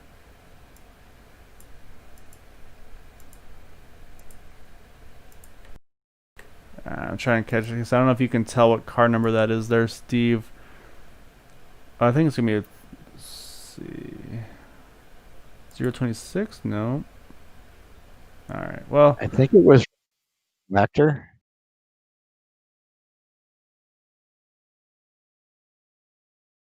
Let's take a look Nope. at it. Well, I saw Michael Spell take a pretty hard shot from that as well. Oh, it was the 029. That's who it was. That was Dewey Perry. That poor guy. Dewey has not had the night for him, I say. So he just gets hooked here. You'll see he catches that right front, just throws his car up in the air. Let's say nowhere for Michael Spell to go either. So just terrible luck for both of those two. And then yeah, I say Dewey just goes for right. I'm showing here that he's already retired from the race as well. I think the 39 actually flew literally, or 39 literally drove underneath that one. So I want to see that because that's going to be wild. That's Andrew McMurray. We've talked about him a little bit in this race here as well. So let's say we'll hop on the cockpit view of this 39 car. So we'll slow it down here. So you see there's the 71. I think Andrew just sneaks through somehow in that one. And then, yeah, he literally drives underneath that 029 of Dewey Perry. So somehow Andrew survives that one. But yeah, heavy contact for some of those involved there behind. So sure enough, again, this is I think what Eric's hoping for here. He's going to try to make this fuel last the race. We're going to be restarting within 10 to go. We're at 11 at the line. Lights are still on the pace car. So again, Steve and I will step away for just a moment. We'll get things going again. Not much to miss on the pit strategy. Again, as I mentioned, unfortunately, that 029 has retired from the race. He had a really good run going and just got in the wrong place at the wrong time too many times, unfortunately, and that's what did him in finally. Lucky Dog looks like it did go to Charles Johnson, so Charles back on the lead lap. So he definitely be able to give it a shot here as well to see if he can gain some spots at the end. So we'll see. Len, he's not out of it yet. He's going to restart right around the top 21st position. And yeah, we'll restart here within 10 to go.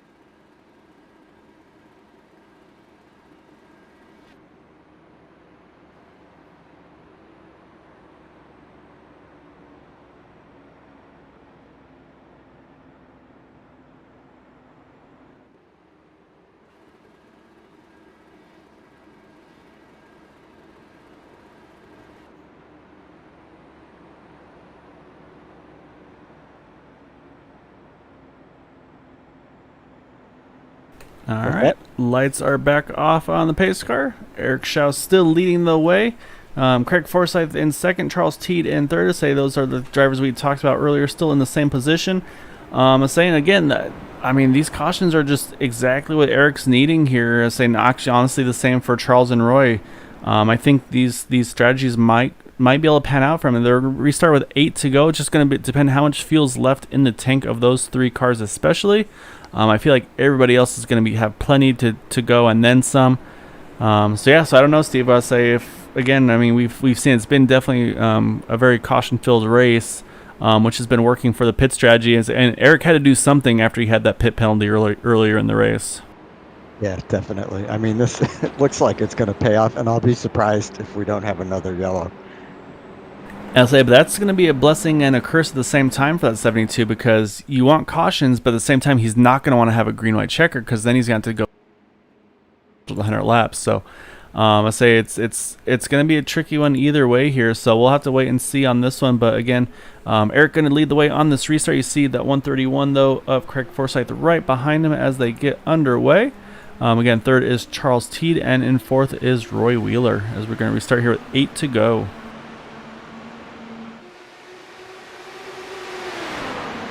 Yeah, so we'll see. As I said that right off the bat, I had a feeling you were going to see that 131 jump to the top, and sure enough, he has. However, that gap is filled right away with that 05 of Charles Teed. Charles is actually going to clear Eric, Craig, and that's going to move Charles now. Oh, close call between the two. I think he cut the grass there, so he's okay. He lost a lot of momentum, but now we're 3 wide here right behind them. Yeah, Charles Teed just caught the grass, and wow, did a nice job hanging on to it. I think that's one of the few times we've actually seen someone hang on to it there. But I say up front, though, say Craig Forsyth got that momentum back. He's going to try to make this top happen now with Eric Schaus. You see Roy Wheeler there with him as well. Say that time around, actually, we're starting to see some fast laps start ticking off too. So everybody is putting their pedal to the metal. But right now, that 131 trying to see what he can do. Oh, as I said, the caution's back out again. Let's say. I believe we'll have to see who had the lead at the line. You see the 131 jump ahead of the 72, so I'll see if Craig had it at the line or not. But let's go ahead and first see what brought out this recent yellow.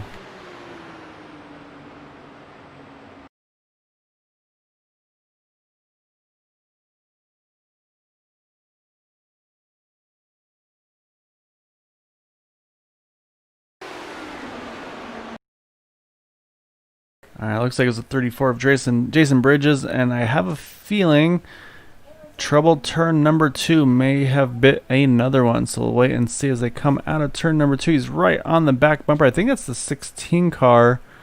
It actually looks like he starts. Oh, you see it stepping out big time on him there, just trying to do what he can there, but unfortunately, just nothing he can do. And heavy contact with the inside wall.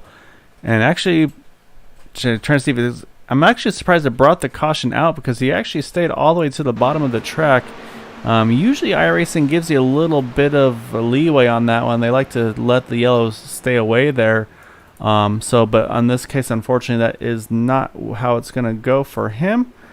So now I'm waiting to see who our race leader is showing. And sure enough, it is still showing as Eric Schaus in that 72 car. So I'll say we're back under yellow once again. And this is definitely going to get us in green-white checker territory. And I think it's actually going to get us beyond the scheduled 100 laps as well. So yes, I think this will be attempt number 1. So right now that 72 car is going to say, just get to the white flag, guys. That's all I need right here.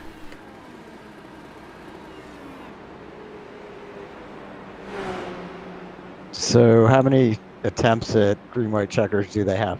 So we have up to 3 attempts of green-white checkered finishes. As you saw right there, the 81 Todd Merkel went ahead and got his lap back. So he is now going to be in the top, or in the lead lap in the 21st position it's showing.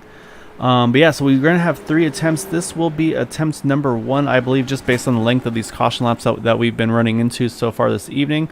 Again, I mean, you can obviously save a ton of fuel under yellow, but it's just, I mean, he's got 55 laps so far on this tank of fuel. Again, a lot of it under yellow, but still, I mean, that thing's got to be close to fumes. Yeah, I would be I would be totally praying that this thing goes green before you have to have a green-white checker. Yeah, we'll have to kind of wait and see what the caution count number is going to look like here. So we're at lap 98 of 100, which is going to be 3 to go. So I think it's going to extend still no matter what, which again I think is actually going to be a benefit in a way, if you will. That way it actually does get him into the green-white checker territory. That way, if worst case scenario, at least there is already one attempt of it right off the bat, if that makes any sense, versus restarting with, let's say, 2 to go and then still having the 3 green-white checkers. So yeah, it's going to be interesting. Well, to see, I'm wondering if that 131 is a little nervous about the fuel numbers on that 72 car as well. So again, I mean, that's why we're here. So while they pace under yellow, we'll get things going again on the 1 to go. Again, nobody's really pitted, so we'll step away for a moment and we'll get things going again on this 1 to go.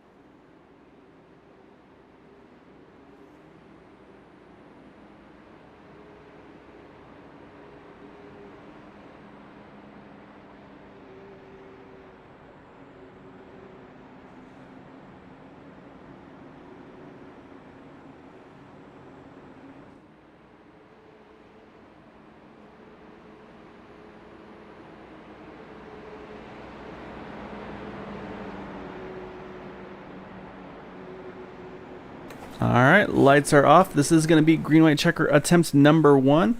As you can see, it's extended out a little bit. It's not showing us on mine. It's obviously scheduled distance was 100. We're actually on lap 100 right now. So again, I think if you're that 72 car, you're banking that this thing gets to that white flag and that you can hold off that 131 of Craig Forsyth to be able to sneak this win. I would say steal this win, but I mean, he was the pole sitter. He was up front most of the race until he got burned by that pit penalty. So I'd say definitely not stealing it in that sense, but at the same time, I'd say he's by far the one that's been stretching the field the most this evening.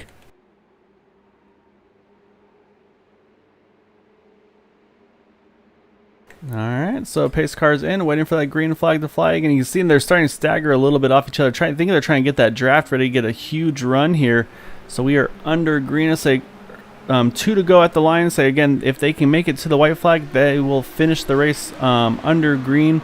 Even if there's an incident, they'll race back to the line. However, if there's an incident here before the white flag is thrown, they're going to rack them up and do it again. And say, so far you can see they are fighting extremely hard for this front position right off the bat. As you see Craig Forsyth trying to work this top side there. However, he's got Roy Wheeler to his inside as well as the 92 of Anthony Ray as well. We do get to the white flag, so this will be the only attempt at the green-white checker finish. Right now, again, Eric Schau still hanging on to the lead. See now, does he have enough fuel to make it to the end? I'm curious, but he's going to have to hold off that 131 though as well. So he's going to try to get a charge. Oh, big wreck there in the back there. However, up front we stay green, so we're going to see at the line who the momentum's going to go to. Oh boy, was that Oh, close. that was close. I'd say that was. Oh man, I don't know who. It looks like Eric Schau's got it by, if I'm seeing that right, 0.02 of a second over Craig Forsyth. Eric Schau pulls off the win, stretches the fuel. If you had told me he was going to make it 61 laps on fuel, I would have never believed it. But oh man, all right. So first off, we got to go look at that replay, see how this all unfolded, because that was wild. Because man, but yeah, so I'll say I'm gonna see if we can get a.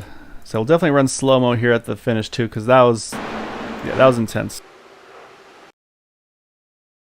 So you can see him coming off of turn number 4 here. You see Eric Schau there. So he's got the inside line, but again, Craig has the momentum. And then you see Roy Wheeler and then Anthony Ray trying to figure out where they can go. See, Roy actually catches the grass just a little bit. But then as they get here to the line, so you can see the gap right here between these drivers. Oh man, that's as close as you can get there. So let's see if I can get a better angle of this here. As you can see, cars flipping in the background there off of turn number 4. So obviously some stuff went on here as well. So trying to find a better view. Unfortunately, it's not giving me a lot of options here. But yeah, so I mean that's the gap here. I'll say I'm gonna see if I can change the angle manually. Let's say apologies, this won't look professional, but we want to get the best picture we can. That's the picture I wanted to see. So if you can see there, just a nose cone for Eric Schau over that 72 of Craig Forsyth, able to get the win. And you see as well that 92 just sneaks ahead of Roy Wheeler for that 3rd position there. Steve, that was wild. That was. I'm just glad these guys had a chance to finish it somewhat under green. Yeah, I'm definitely the same thing here. I'm glad they were able to get a green flag finish to the checker flag. Say they definitely made an exciting finish at the line. I'll say obviously the race itself wasn't what they were hoping for, but I mean that's an incredible finish there. I'm shocked that Eric Schau made it on fuel. I am as well. So I'll say look at those fuel numbers. So yeah, so say the ones that were able to stretch it were the 1st place finisher, the 4th place finisher, and the 5th place finisher. They were all in the 50-60 lap window. Say Anthony Ray, Craig Forsyth, they had about, I think, almost 20 laps less or 20 laps more fuel. So yeah, they're able to get it done though. So we're gonna start off. So I'm gonna pull in our 3rd place finisher though here, Anthony Ray. So let me get him loaded up here.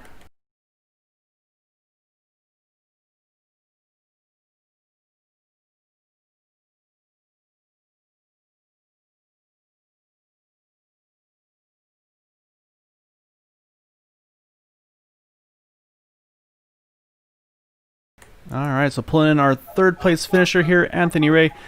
Man, that was wild there. I mean, obviously a lot of cautions this evening, but it looked like a pretty difficult setup track combo for you guys to kind of manhandle there. But yeah, I mean, obviously that last lap there, finish at the end, I mean, that was wild. So take us through it from your point of view. Man, the setup had a ton of downforce. So when you're in clean air, I mean, it was glued to the track. But as soon as you got behind someone, sometimes coming out of 2 it would get really loose, and sometimes coming out of 4 would get loose. So really on exit, sometimes it would just like start to snap. and that was really scary. But yeah, that was it on the setup. Yeah, I'll say I don't know if it was on my end or not. But Steve, I don't know if you're hearing the feedback or not too. But we heard most of what you're saying. It kind of had that weird robot voice, unfortunately. But caught most of what you had there. But yeah, again though, still, I mean, a great run this evening for you to pull off that third place. Started 13th, obviously able to make some moves further forward. But yeah, so definitely want to give you the opportunity though for any thanks and chats you'd like to give for your third place run tonight though. Yeah, I'd just like to thank the league for putting together these great events. I mean, I really have a great time. Well, I'll say, I'm sorry, go ahead. I don't know if my voice is still being bad because of my internet, but it's back for it. It was actually perfect right there. So no worries, let's say. But yeah, again, I mean, great run this evening. Able to hang on to it there, grab that third position. Obviously, really tight fought battle there. Did everything you could. And yeah, so say definitely enjoy this one, and yeah, look forward to seeing you in some future races. Thank you. Appreciate what you do.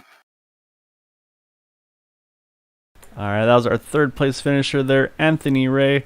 So I'm going to grab Steve here. He's going to go ahead and pull up our interview here with that 131 of Craig Forsyth, our second place finisher by, I believe, again, 0.02 of a second. We'll go over the intervals here on the standings once we get everything pulled up here. So I'm going to grab Craig over here, and we'll let Steve have a word with him.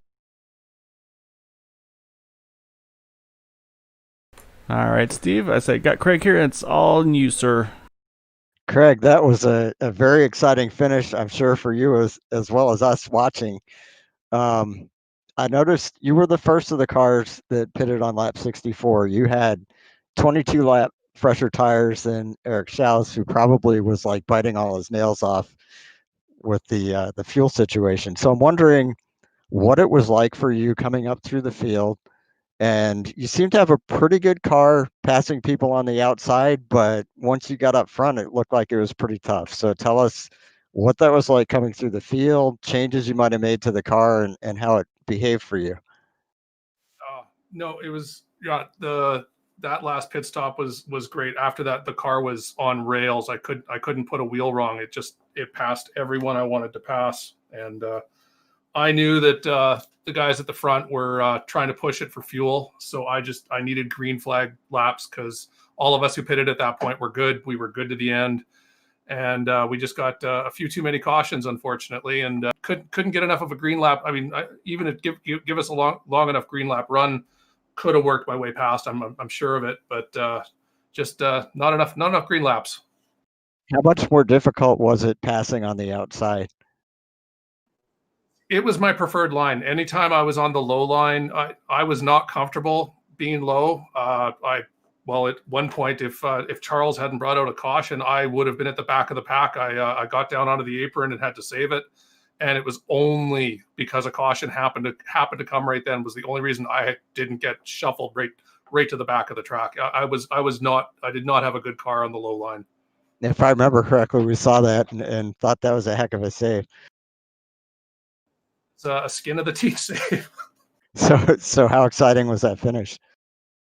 That was great. I was, other than winning it, couldn't have asked for anything better. I mean, you want it to be close at the end, and nothing's closer than a green-white checker. Well, great job with your second place finish. Is there anybody that you would like to say thank you to, or shout outs, or whatever?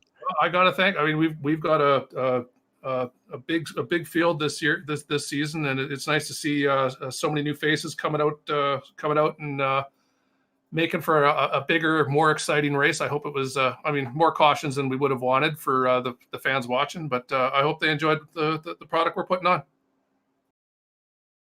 Okay, thank you, and congrats again on your second place. Thank you.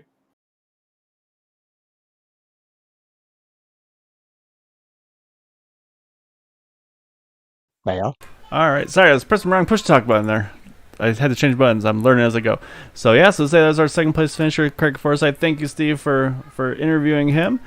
Say now we got to pull up our probably very relieved number 72 of Eric Schaus. So, man, if you had told me you were going to go that far in fuel this race, even with the cautions, I would have never believed you. I mean, how close were you? I guess I have to ask. Hello, can you hear me? Yes, sir. Gotcha. Oh, are you not hearing us?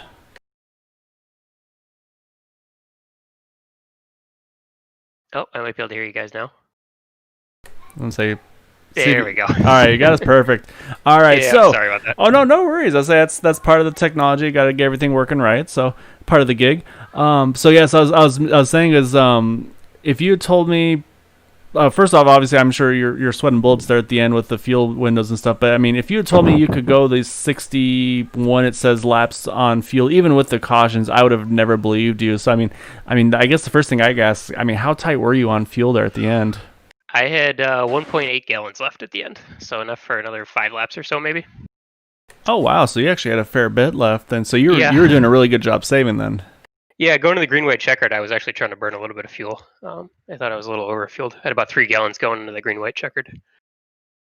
If you had, I would have. Yeah, that's even more something I would have never guessed on that one. That's wild. But yeah, I mean, so obviously started on the pole position. Say ran up front there until you finally decided to peel off for the pits, and then I say we saw you had to fall to the back. And say I was guessing either speeding, where I think what more likely was you basically were able to get out of your pits before the whole field had cleared. So did it basically say you had passed the, or you basically exited a closed pit? I'm guessing. Actually, it was the speeding in the pits, which I think was an iRacing glitch because I went in at 45 miles an hour and pace speed is 45. So I don't know why it gave it to me. It gave me an end of line instead of a black flag like it normally would, like a stop go. So there was some kind of glitch. So that threw me to the end of the line. I had to start from the back there after lap 43-ish, I think. Well, I just wanted to make the race more challenging for you to pull off, though. I couldn't give you an easy one this evening, so they wanted to make you work for it. But and of course, I mean, we got to talk about that green white checker restart with you and with Craig there at the end. I mean, that again, I said we're going to go through the intervals here after we finish up with you. But I believe if I saw it correctly, it was 0.02 of a second between yourself and Craig there at the finish line. So I mean, I'm guessing when you're saying you just got to hold that bottom line and just try to see if you can maybe hopefully break his momentum a little bit. Or I mean, what's going through your head there? Yeah, the whole thing for me was just hold that bottom line. No matter what, don't give it up, because I think that was the only thing that was going to keep him from getting around me. I knew that getting around on the outside was a real struggle at the start-finish line. And I think his strategy was to actually push me down low, so it kind of worked out in both of our, we both got what we wanted out of it. Going through the turns, I knew that he was going to get a little bit of wash. So I was hoping that I was trying to put myself in his path, essentially, to give him kind of a bad exit. And then get out of the draft immediately, and it worked barely, but it worked. Yeah, like you said, I mean, it was close, but you were able to make it happen. I was saying I saw you were definitely being cheered on from the get go, from the pole position to the finish. There, we've had a lot of good people giving some insight with the drivers here this evening. So I know obviously you have your fan there as well this evening. So definitely want to give you an opportunity for any thanks and shout outs you'd like to give for getting that win this evening. Yeah, shout out to her wife Rachel. Thanks for watching. Again, Area 51. It's always a pleasure racing with these guys. They put on a great league. Really appreciate everything they do. Appreciate you. Appreciate the commentary. It's always fun to go back and watch these. I do watch everyone and I enjoy them. So thank you guys for that. And yeah, I'm happy to win one. So thanks. Yeah, obviously you've joined here relatively recently too. So I mean so you've been up front. I've definitely seen that car up in contention a lot lately. So always good to get one under your belt here. And it definitely gets the pressure off. And I have a feeling you'll have plenty more to go as this season unfolds. Yeah, after my last couple races, the last 2, maybe 3 races, green white checkered, I was had accidents coming to the start finish line. Unfortunately, wasn't able to finish a lot of them, but this time it worked out. We raced clean, which I'm happy about, and it actually worked. Yeah, so I definitely enjoy it. Definitely a hard fought and difficult strategy as well to be able to make it win there. So congrats again, Eric. Enjoy the win. And look forward to chatting with you again soon. Thanks. See ya. All right, so that's our race winner, Eric Shaw. See him doing the burnouts there. Had enough fuel to do burnouts too, Steve. I mean, that's crazy in itself. So he was saying he was actually trying to burn a little bit of fuel before those restarts there. So, I mean, yeah, I would have never guessed he could save that much fuel there. It certainly doesn't sound like he was biting his nails as much as we thought he was. So he'll have fun listening to that part of the broadcast. But I wonder like how much he would have been biting his nails if that had stayed green for a lot of the end instead of having all those cautions. Yeah, you're exactly right. I'd say it worked out, doesn't it? And that's part of the gamble. Is sometimes it works out, sometimes it doesn't. He was able to make it happen this time around. And yeah, so sure enough, here's our results. Here you see Eric Schaus holding off Craig Forsyth by 0.02 of a second for the win. Saying again, these are these Indy cars that are running 200 and I don't even know. I think probably 220s probably. So I mean, imagine that kind of a gap at the line there. And you see for that third position there, Anthony Ray just squeaking out Roy Wheeler by just over 100th of a second there for third. Charles Teed brings it home in the fifth position. David Leclerc finally gets some luck back his way. Is able to pull off a sixth place finish. Jack Walls, Harrison Chandler again. Harrison, hope your dad is recovering well. Definitely, we're all thinking of him. So I'll say good run for you as well this evening. James Ledford in ninth. Christopher Kresge rounds out the top 10. And we'll pull up our remaining results here, 11 through 20. Say some of those drivers looks like. So we didn't get through all of them, unfortunately. I would say there was definitely some pretty big incidents there at the very end. Had to say definitely affected the running order. You can see there a 17th position, finishing 23 seconds off the finish. So definitely something that happened there on there. Say sorry we couldn't catch everything. Wanted to make sure we caught the finish, and of course have a chance to chat with our winner in top 3 this evening. Say again, some of those drivers that got cut out there. Say you see Jim Brooks there in 21st, showing a lap down. Definitely one I think probably got hurt the most from that last lap incident there. Saying some of the other drivers unfortunately didn't have the nights they were looking for. Some connectivity issues for Jared Kaczynski. He had been running pretty well until he had to drop out due to those connection issues. And then the final 3 on the grid here is the same thing for Julian Altina. Sounds like he had a network cable or something issue on his side. So with that, say Steve, any final thoughts on your end for the race this evening? I just want to say congrats to Eric Schaus for the win and for giving us a very exciting race. That was I love when people try something different on strategy and it works out.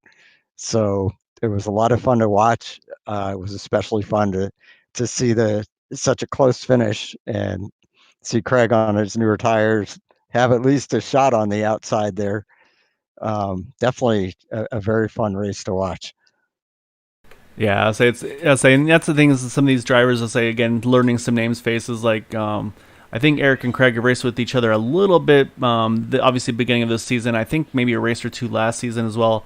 But so you can see already though some of these drivers are already able to race door to door, side pod to side pod, depending on what series obviously you're running, and then be able to have these amazing finishes at the very end. I'll say all by of course with the green white checkered finish, but I mean you're gonna have some green flag run races. You're gonna have some races that run a little bit more under yellow than you'd like it to, but. I'll say again, it's the second race of season 5. Obviously, a pretty difficult track and setup combo. It sounds like from the drivers they had mentioned. So, I'll say looking forward to race number 3 next week. So, and then of course I'll be with you all tomorrow evening for the Wednesday 87 series. And then Thursday we'll have the Cup Series, and Sunday, of course, the Super Speedway Cup Series. So until tomorrow night, I hope you all have a wonderful evening. Thank you for joining us tonight with Green White Checker TV and the Area 51 Racing League. So until tomorrow night, stay home, stay safe, wash your hands, and have a great evening. So until then, take care.